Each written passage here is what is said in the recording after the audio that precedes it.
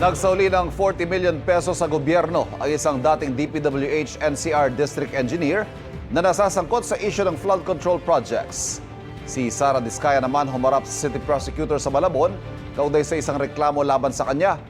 May unang balita si Sandra Aguinaldo. Bantay sarado ang kontratistang si Sara Diskaya nang ilabas siya sa NBI headquarters sa Pasay, patungo sa tanggapan ng Office of the City Prosecutor sa Malabon. Ayon sa DOJ, humiling si Diskaya na pansamantalang makalabas para makadalo sa pagdinig. Kaugnayan sa reklamo dahil sa walang permit na pagpapatayo ng barangay multipurpose building sa lupang pag-aari ng city government. Ayon sa Malabon LGU na naghain ng reklamo nitong Nobyembre, itinuloy umano ni Diskaya ang proyekto nang di kinokonsulta sa Malabon LGU. Naharap si Diskaya sa reklamong paglabag sa National Building Code of the Philippines at Anti-Graft and Corrupt Practices Act. Tumanggi magkomento ang kampo ni Diskaya.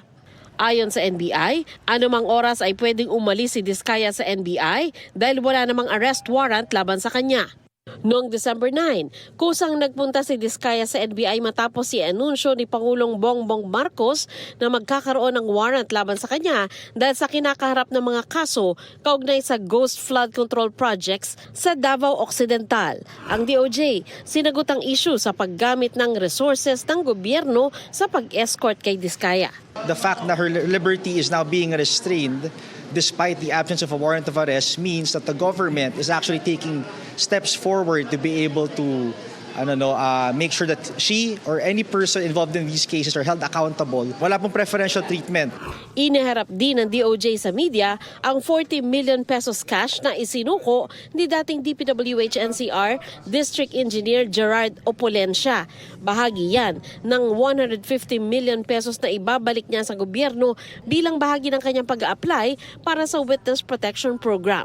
Makatutulong daw si Opolencia para patibayin ang mga kaso kaugnay sa mga flood control projects sa Bulacan. Lumabas po sa mga pag-uusisa ng ating prosecutors na isang elemento o isang bahagi sa mga may kinalaman at may nalalaman sa mga transaksyon na to ay si Engineer Opolencia. Kaya sa pag-uusisa po natin na makakatulong ang kanyang testimonya para mapatibay ang kaso ng ating Estado. Kasama si Opolencia sa mga pinakakasuhan ng Independent Commission for Infrastructure o ICI. Batay sa testimonya ni dating DPWH Undersecretary Roberto Bernardo, si Opolencia ang naghanda ng lista ng mga proyektong pwedeng i-alok sa ilang senador. Taga-kolekta rin umano siya ng kickback. Pero paglilinaw ng DOJ, ang perang ibinalik ni Opolencia ay mula umano sa iba pang proyekto ng DPWH. Actually, yung kanyang testimonya ay patungkol sa mga kaso na nangyari sa Bulacan. Pero yung pagsasauli ng pera ay base doon sa mga transaksyon na iba na kinasangkutan niya nung siya ay nasa NCR pa. At yun ang pinagbasihan ng pagsasauli. May provisional admission din si Opolencia sa WPP gaya ni Bernardo at ni dating DPWH District Engineer Henry Alcantara na nauna nang nagsauli ng 110 million pesos sa gobyerno. Ito ang unang balita. Sandra Aguinaldo para sa GMA Integrated News. Igan, mauna ka sa mga balita, mag-subscribe na sa GMA Integrated News sa YouTube para sa iba't ibang ulat sa ating bansa.